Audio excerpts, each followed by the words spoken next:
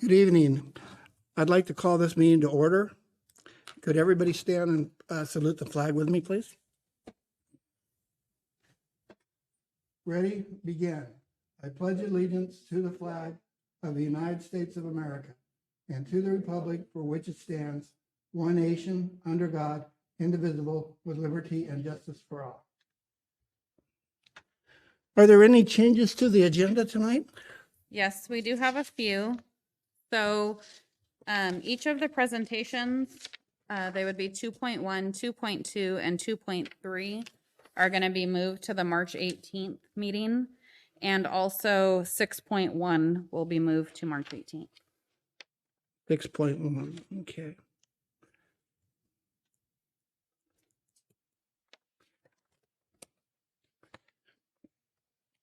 Okay, do I have a motion for approval of the agenda? I'll make the motion. Second. Okay, I have a second. Roll call, please.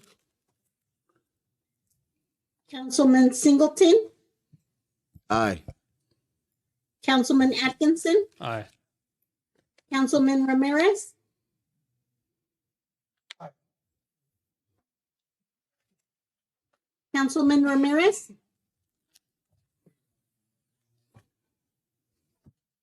Aye. Mayor Ramsey. I also vote aye. Motion carried. We have an agenda. Okay, we don't have any awards presentations and appointments and proclamations. Next, we go to citizens' comments. This section of the agenda allows members of the public to address the city council on any item within the jurisdiction of the council. Members of the public, when recognized by the mayor, should come forward to the lectern, identify themselves, and use the microphone. Comments are normally limited to 3 minutes. In accordance to state open meeting laws, no action will be taken by the city council this evening, and all items will be referred to staff for a follow-up. Do we have anybody? Yes, we do have one person who would like to make a comment, Mr. Kevin Hall. One moment and I will unmute him.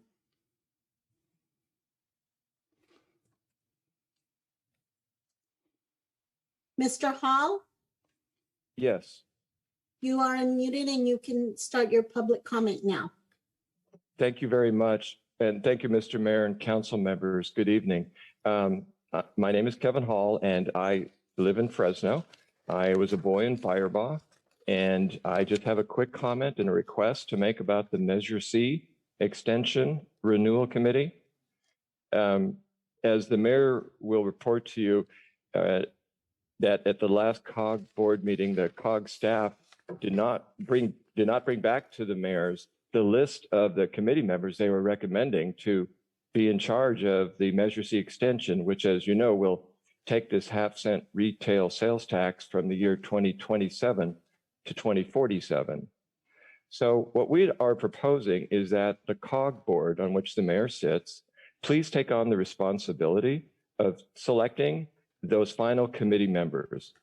And we ask this because the committee was selected in private, and the results are a committee that has a dominant presence of people who live in the Northeast Fresno and Clovis area. And I think that's unfair and unbalanced, particularly given the spending history of Measure C, which has seen so much money go into that particular section of the county at great expense to the rural areas and the inner city. That's all I wanted to bring to your attention. And again, I want to thank the mayor, and I want to thank you all for your civic duty. I so admire you for taking it on. Thank you again. Thank you, Kevin. Are there any more? Mercedes? No additional comments at this time. Okay. Thank you. Item number 4 is public hearing. We have none. Item number 5 is consent calendar. Excuse me. Consent calendar. Number 1 is approved minutes of the February 16th, 2021 special meeting. Number 2, approved minutes of the February 18th, 2021 meeting.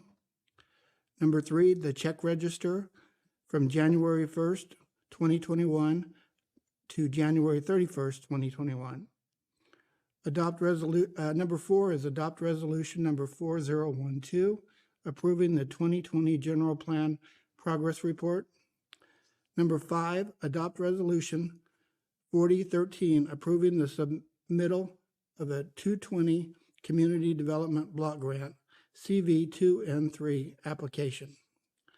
Number 6, direct city manager to utilize remaining county CARES grant funds for rental assistance. Number 7, reject claims for damages presented by Marcella Nobilis.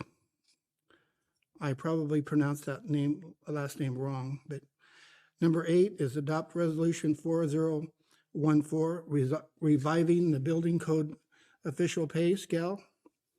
Number 9, adopt resolution 4015, reviving the assistant city manager pay scale. Number 10, adopt resolution 4016, revising department heads pay scale. Number 11, adopt resolution 4017, revisiting basic pay scales. Number 12, declare old police taser X26Ps as surplus and authorize disposition. Number 13, information on the railroad bridge. Are there any items that you'd like to pull?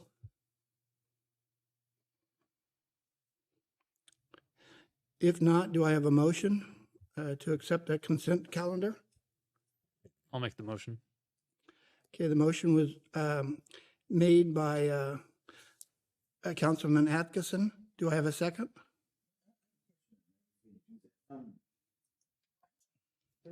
You need to unmute your mic.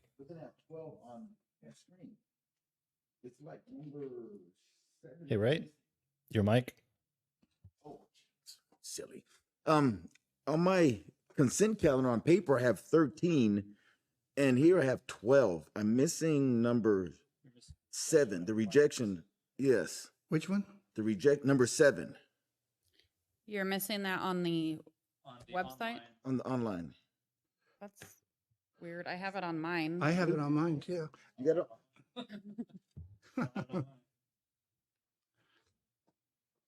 I have it on both of mine, Oh, on you the do? paper and Oh, I guess I had to messed up my computer. that wasn't added later, was it? Or- No.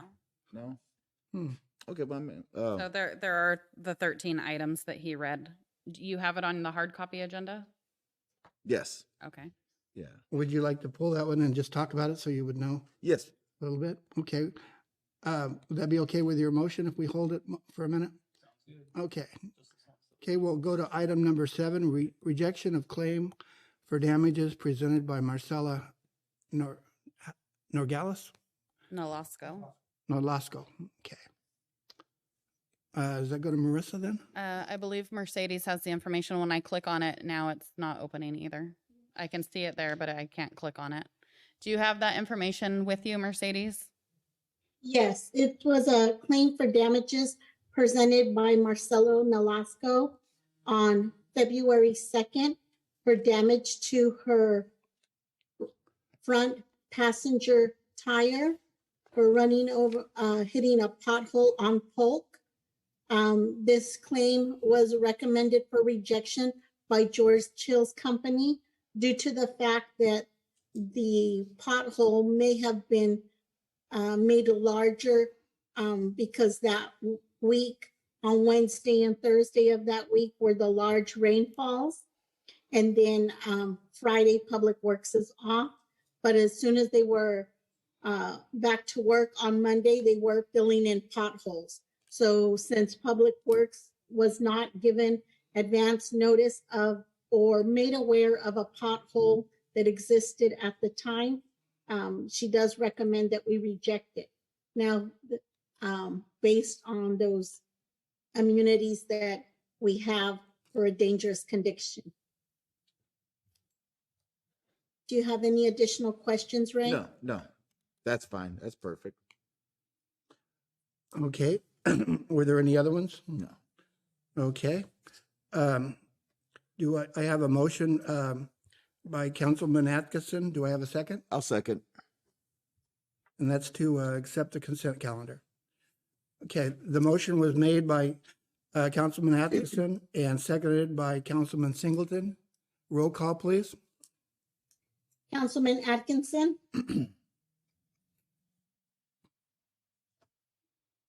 Aye.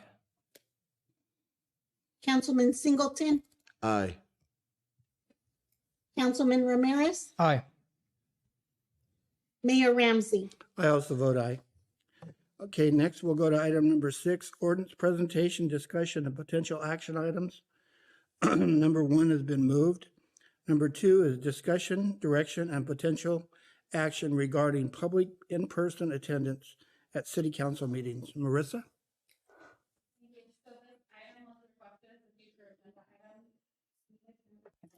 Can you hear me better now? Yes. Okay. So this item was requested as a future agenda item by Councilman Atkinson. I did put some information in the discussion about how my preference would be to open the meeting to the public. And I can review that real quick, but ultimately, you guys can do it however you'd like. I know that Mr. Netherton in a public comment had suggested doing a lottery system, which is a great idea. I just don't want to have to manage that. And so what my preference would be to open the doors to the council meeting at 5:30 p.m. and have it be like a first come, first served basis. We'll put out the number of seats for the public, and I'll post a sign on the door that day that says how many members of the public can attend that meeting. It'll fluctuate based on the presentations that we have and how many staff members are going to be attending in person. So I can put that number on the door and put that number of seats out. And then once those seats are filled, then they're filled. And then the other idea would be to allow to have one less seat than what our maximum occupancy would be, so that people can come in person to make public comments if they'd like to do that in person, and then leave after that, so they wouldn't actually occupy a seat. And that was just my recommendation, but it's Councilman Atkinson's item, so he can speak about it if he'd like. Adam? Personally, I'd like to see as much work as possible given to Marissa on this. No, I'm just kidding. I'll defer to staff. Whatever staff wants to do is fine with me. Anybody else in the council? I mean, I definitely do agree that it is time to open up and get some of the public in here. And sure, yeah, you can whatever you think is best, go right ahead. Because I mean, we have options. If you don't want to come, you don't have to. It's not mandatory. So you can still wear a mask, vaccinate, whatever you want to do. But just the ones that do want to be here live and participate, yes, bring them on in. Yeah, I had heard that the school district did something at their council bill. Does anybody been there or know how they do it? I heard their public comments actually come in and they have public comments, but I don't know exactly how it works. Okay. I know they have, I think it was Mary Jones who had posted pictures of it, and it looked like maybe they had put up some plexiglass around, and someone was cleaning in between. I don't think we need to go to that extent because they're not going to be within 6 feet of anyone at the podium, and we can put some Lysol spray there so they can spray themselves when they first get up there. But the other thing is, in this staff report, I want to point out that I did ask that this would start the first meeting in April, not the next meeting, which is March 18th, only because we're going to have a lot of presenters and awards that night. And so it would be ideal if we could wait and open it up to the public on the first meeting in April. That actually sounds really good because we might be in the purple section by that time too. I think we're on the verge of going there now, and we have to wait 2 weeks, isn't it? Yes, we're in purple now. It's red that you're referring to that we should be in. Yes. Yes. Yeah, so that will be right in line with everything else. So do I have a motion or is this There, I have direction? someone, Oh, do you have somebody who would like to talk? I have someone who would like to make a public comment. Is it fine for me to unmute them now? Okay, does council have anything else on this? Okay, now we're open public comment for this. Go ahead, Mercedes. Thank you.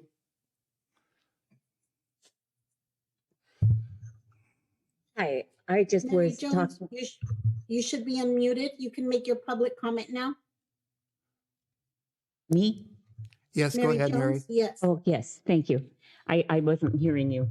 At the school board meetings, they allow as many people who want to make comments come in, but they're lined up outside on 6-foot markings outside, so they're not with each other. They come in and make a comment, and then they leave. And I think that would be really a good thing to at least consider to begin with. And I realize that you're talking about opening it up to a lottery, which would be great. I would also ask you to consider allowing the newspaper to come at least for the next one, so we could take pictures to show appropriate amount of recognition for people who are getting awards, even if it's only for the photograph time. I have been inoculated against rabies and COVID and everything. So I would respectfully ask you to consider that. Thank you very much. Thank you, Mary. Are there any others? Are there any others, Mercedes? No additional comments at this time. Okay, well, thank you. Do we need a vote on this, or do we just direction of the board? Just direction. Gentlemen, you want to go with what staff recommended, or? Yeah, what Marissa recommends is what we'll go with. First meeting in April? Yeah, So I'll make a I think that would be go ahead the and make a motion better or no? meeting to do it. No, I with. just needed direction. And for that meeting in March 18th, when we have the police officer and firefighter of the year and the fireworks presentation, I don't have an issue if you guys are okay with Mary Jones coming in and taking pictures for those items, if you guys are okay with that. It's fine with me. It's fine. Yeah, it's fine. Well, you know, she said she's been vaccinated and everything else. Come on in. Okay. Okay, you have your direction for that. Thank you very much. Thank you. Okay, we'll go to item number 3, discussion, discussion, direction, and potential action regarding traffic calming measures at Pine and Glen. Larry Miller? Hey, that happened sooner than I thought it would. Oh, wrong thing. Pardon me? This. Oh, one moment, please. Should be able to see it.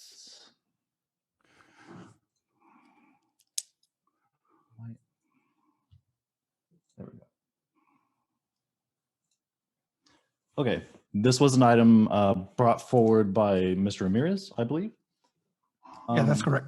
Yeah.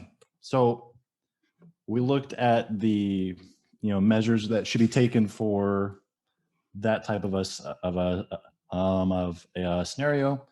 We looked over it with our engineers, and here's what we found. So the issues are that there are excessive speed on First and Glen Avenue, and as they move over to Pine Street, they go right over the travel lane for oncoming vehicles, and they do it at very high rates of speed.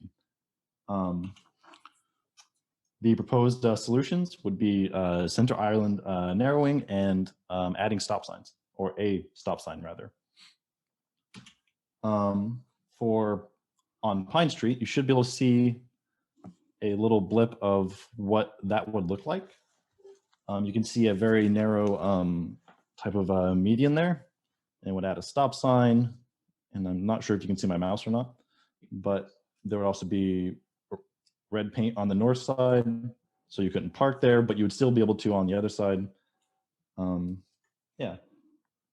So this would make it to where they would have to slow down to navigate the Pine Street entry, and it would slow people down on Pine Street, merging onto First and Glen.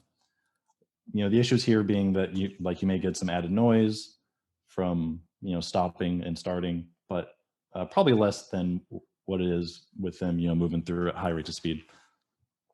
The next portion is on Glen. It's on the bend. This is meant to narrow it down to get them to slow down.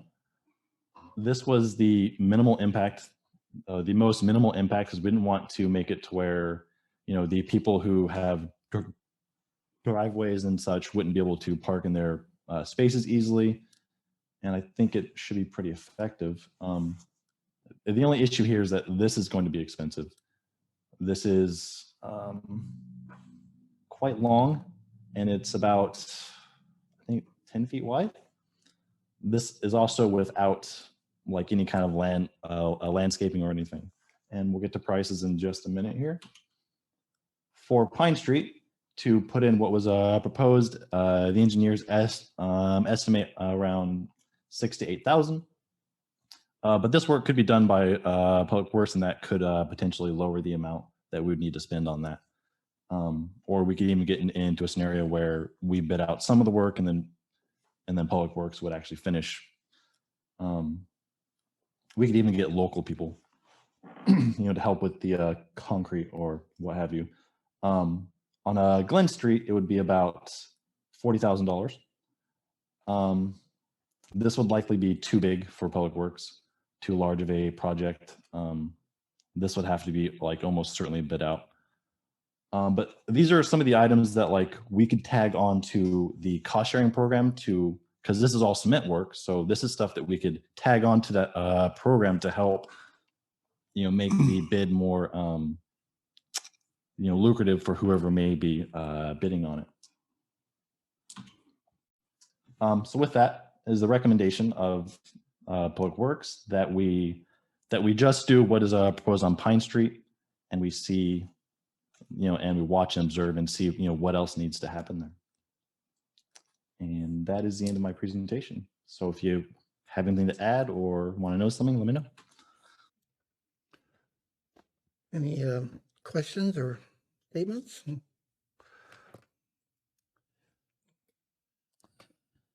Just trying to go over something real quick. Oh, one minute. I'll bring the fence up real quick too. So just the Pine Street alone would cost $8,000. That's a pretty high estimate. We could probably get it down further. But yes, that's That would what the be engineers funded think. through gas tax funds. I would imagine, yes.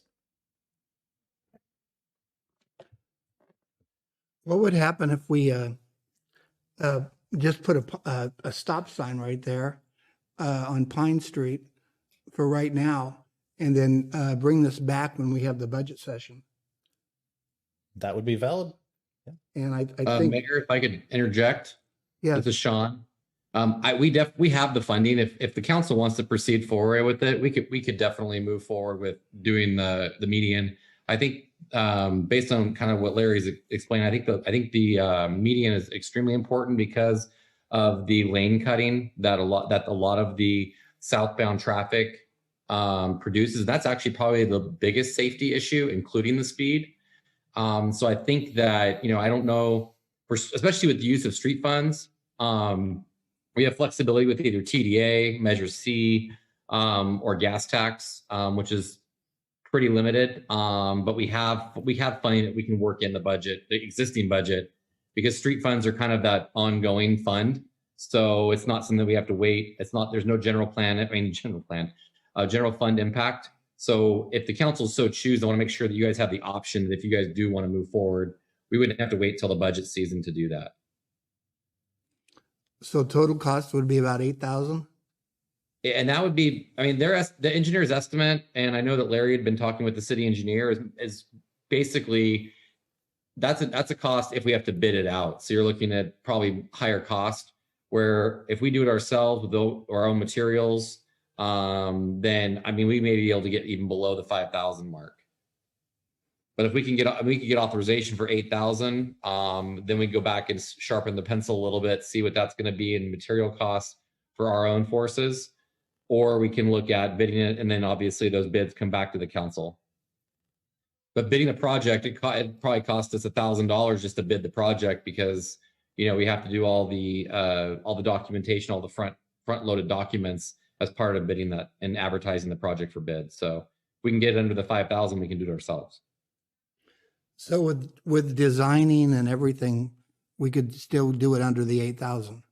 That's based on the engineer's estimate. Yes, that would include the engineer's design time, which is very limited. You don't need much to do in terms of design that you would on a large street project. Because you're pretty much you're just designing curb is what curbing, basically curb. That's all you're doing, and some demo. Council? Like it, yes. Same here. I think, it's there. I'll move forward. So are we talking about going with the $58,000 one or just the $8,000 one? Just the 8. Maximum of 8, and then that way they could, and they're trying to bring it down, basically what I got out of this. Yeah, that's fine with me. We would put Yeah, a and max, staff talked. Oh, sorry, Mayor. I think that you were saying put a maximum of 8,000 on it, and then you would try to get it down lower. Yeah, and that would be just looking at the scope on Pine Street. Staff talked internally, and we don't think right now it's worth spending the additional 40,000 on doing the median.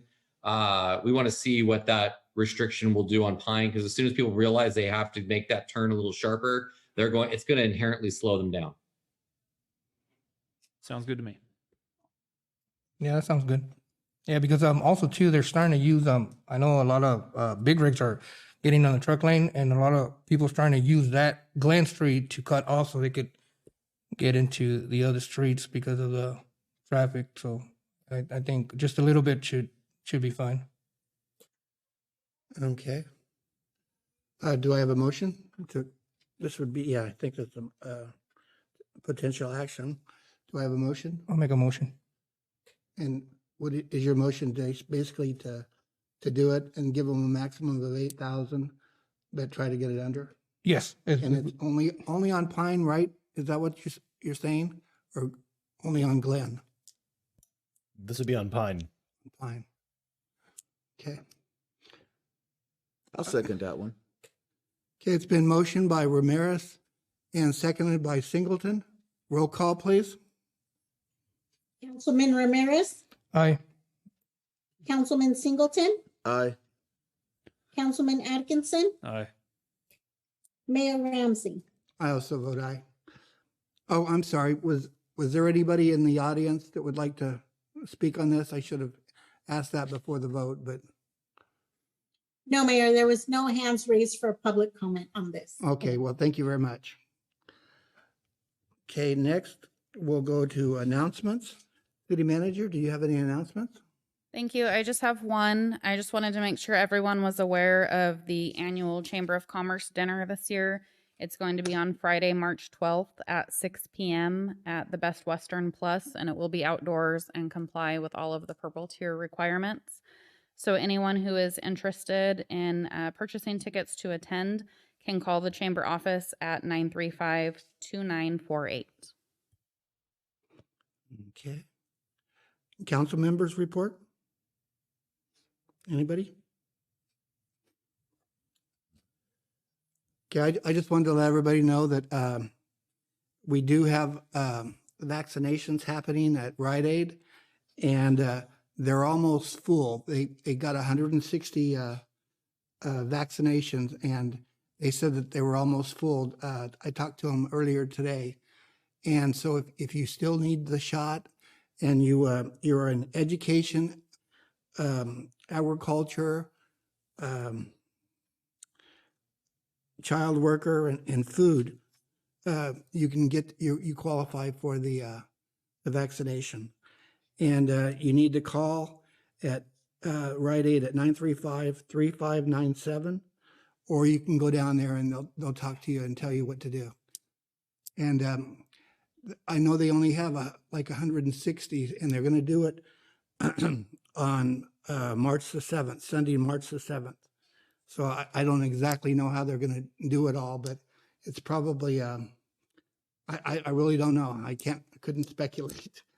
So if you want to do it, you better call now. And I have one more. I talked to Caltrans about the area between Harris Ranch and Burger King and that whole area right there.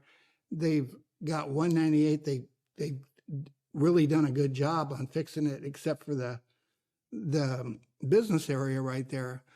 And so I talked to him about it, and he said that it'll be done probably by this summer sometime. So hopefully they're working on it, and the Caltrans boss knows about it, so it's going to work out good, hopefully. And council, I'll get you more information on what Mr. Hall was talking about. I'll send them to you. So I know everybody's interested in that too. So, but I'll send more information to you. Well, I'll give it to Marissa, and she'll give it to you. Okay, does, any future agenda items? Okay, we have no closed session. And so, thank you for everybody coming, and we call this meeting to be adjourned.